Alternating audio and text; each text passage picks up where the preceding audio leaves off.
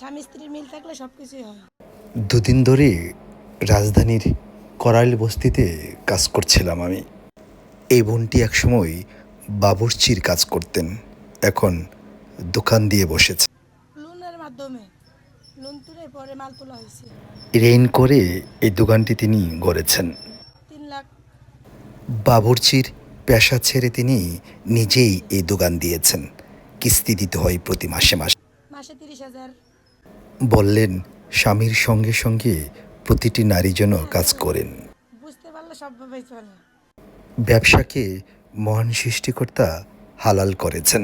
বললেন বুঝে শুনে ব্যবসা করলে নিশ্চয়ই সংসারে অনেক সুখ থাকে।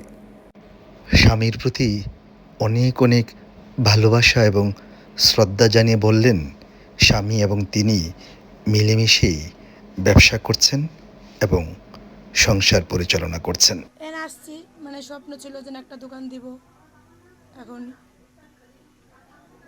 মিলে গেছে, পরে নেওয়া হয়েছে।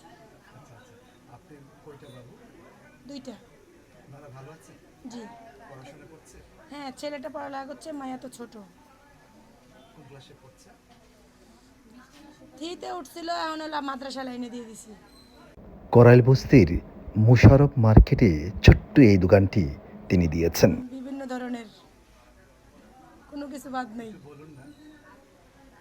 পান, শুকনা সুপারি, কাঁচা সুপারি, হলুদ, মরিচ, গরুর মশলা, মুরগির মশলা, শ্যাম্পু, তারপরে দুধ,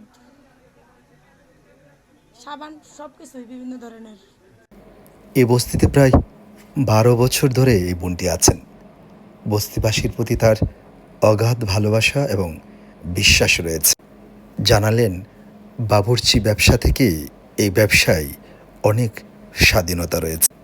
তাও বললেন বেশি লাভ করে কাস্টমারকে ঠকানো অন্যায়। না, সীমিত। সেল বেশি চিন্তা ভাবনা করি, লাভ কম। আচ্ছা, ব্যবসায়ীদের একটা মূল মন্ত্র, তাই না? হ্যাঁ, মানে সেল বেশি হবে, লাভ কম হবে, এরকম।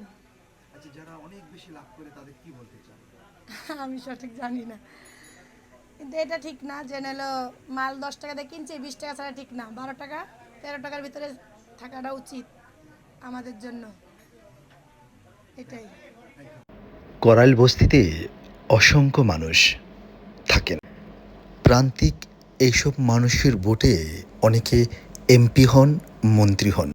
এমপি, মন্ত্রী কিংবা রাজনৈতিক ব্যক্তিদের অনেক ভাগ্য বদল হয়, কিন্তু এই বস্তিতে থাকা সাধারণ মানুষের ভাগ্য কোনোদিনই বদল হয়নি।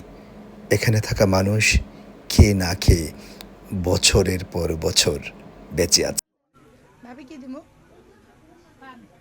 20 টাকার 20 টাকা আদা চলে যায়। হাজার হাজার মানুষ এই বস্তিতে যুগের পর যুগ বসবাস করছে, কিন্তু এখানে সরকারি কোনো স্থাপনা নেই, অর্থাৎ স্কুল নেই, বিদ্যালয় নেই, কোনো ক্লিনিক নেই। অথচ এখানের বসবাসকারী মানুষরাই এই রাজধানীকে সুন্দর করে রাখছেন। আসসালামু আলাইকুম। এই বোনের প্রতি অনেক অনেক শ্রদ্ধা জ্ঞাপন করছি। আশা করি এই ভিডিওটি শেয়ার করবেন। ওই বস্তিবাসী কিংবা ওই বস্তিবাসীর সঙ্গে যিনিরা সম্পৃক্ত আছেন কিংবা কারণে অকারণে ওই বস্তিতে যারাই যাবেন, দয়া করে এই বোন থেকে খানিকটা কেনাকাটা করবেন। ভালো থাকুক দুনিয়ার সকল মানুষ।